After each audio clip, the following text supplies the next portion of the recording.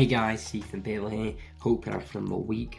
Now a very special video for you today. We're going to break down how we managed to scale a skincare brand to 60k per month. In the last 30 days we managed to do 60k per month, and a bit of a spoiler, in March they were at 10.1k a month with the ads.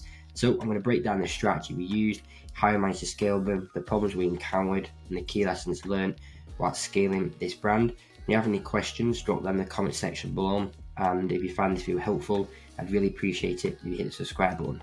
So without further ado, let's get into the video. How we scaled this skincare brand all the way to 60k per month. Now, back in March time, we're running ads for this client. We started around January Q1. So from January to March time, we're running ads, and we kind of hit a peak of about 10k per month. Now, obviously we had a very high ROAS. They were very happy with that because at the end of the day, you know, their margins like 77%, they're usually quite high in skincare. So they're doing really well. They had a very high customer retention rate. So the ads were, you know, performing well. They were okay, but we just wanted to generate more revenue. So around March time, we're kind of stuck 10k per month. We were running, you know, different creatives. We just couldn't seem to scale past essentially 10k per month. Then if we fast forward to the last 30 days, so I'm recording this on the 23rd, so 21st of October, 21st of November, we managed to generate them, you know, just under 60k with, you know, about 1,300 sales. Yes, our ROAS has gone down, but that's very common when it comes to scaling. And if we were to that, that's April, May, June, July, August, September, October, about 7 or 8 months it took to get them to this position, which is, you know, very good. Now, just before I talk about the strategy, let's just dive a little bit deeper into the numbers. So the total monthly sales that we generated then were $59,718.02. Now, their margins were, as you can see, 77%. So we take the ad spend, which was $9,040.70. Then we times that by our gross margin, which was 77%.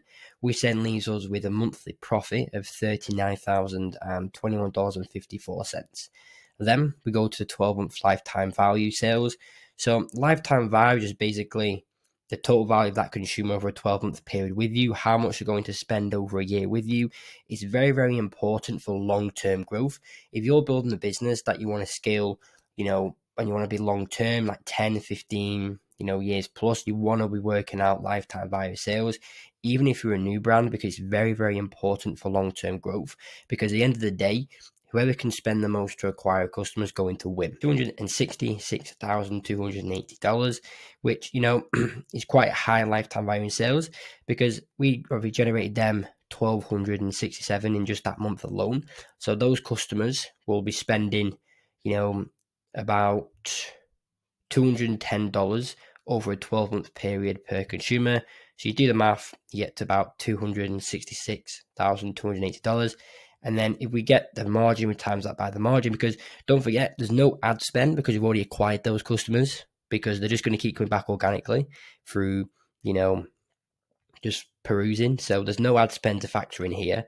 So we times that by our margin. So from this month alone, on average with a 12-month lifetime value, we're going to add $205,035.60 to the brand's annual profit. Now, a little bit about the client. Obviously, the niche is skincare, hence by the title, and their monthly recurring revenue was about 10k per month. As you can see back over here, just over about 10.2k per month. And the margins was 77%, which gave us a break-even of 1.3. Now, the AOV was $35, which to be honest is very low. Usually we wouldn't really work with brands who have a very low average order value. However, they had a very good customer retention rate. You can see at the bottom, 41%. The conversion rate was 2.48%, which is very good. And the lifetime value was pretty good. Now, because it had a low AOV, the lifetime value was high. You know, it worked out okay in the end. Now, in terms of the history, not really much about this brand. They had worked with one agency prior to us who were basically just breaking even month on month, and they were stuck through a ceiling, and they relied primarily on email lists. So they'd build email lists, send out emails, and that was primarily what they used ads for after the previous agency. And then they decided to build an in-house team, and they had like a marketing manager, and I think the owner as well worked in a team to try and work it out. And then after those 3 attempts, we came in, and obviously we, you know, absolutely smashed it in terms of performance. Now, one key thing to remember here is that when you're running ads for skincare, the one key aspect that we kind of lent on was the fact that people are in different cycles. So you can have those people that are already on a monthly, skincare routine. You can have those who aren't, and you can have those that are kind of maybe not using a routine but using the moisturizer, and you can have those that are kind of like using soap, for example, when they should be using a skincare routine. Those that like use shampoo instead of skincare routine, etc. So there's a lot of different consumers there. But another key thing that we heavily relied on was the fact of market awareness. So when we were running ads here, we were kind of running product aware ads. We do like us versus them, testimonials, that type of thing. When it comes to market awareness, we're running primarily product aware and aware ads. So we're saying, okay, if you buy it now, you can get a discount, us versus them testimonials. And we're kind of running through a cycle of those type of ads. Then we started implementing problem aware ads. We called out the problem directly and obviously linked into the, solution, product, etc. And that's when we started seeing more improvement, where we're kind of getting to that 25, 30k a month.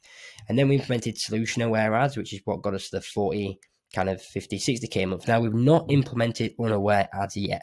That's the next part of this strategy, because we want to kind of gradually expand the market awareness for all the consumers.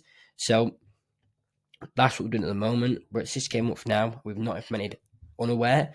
When we start adding unaware ads, this brand could potentially reach 100k a month in the next 6 to 12 months, which is obviously very, very good for this brand. So that's kind of how we managed to scale them. We just basically move through our market awareness stages, because at the end of the day, skincare is a very sophisticated market.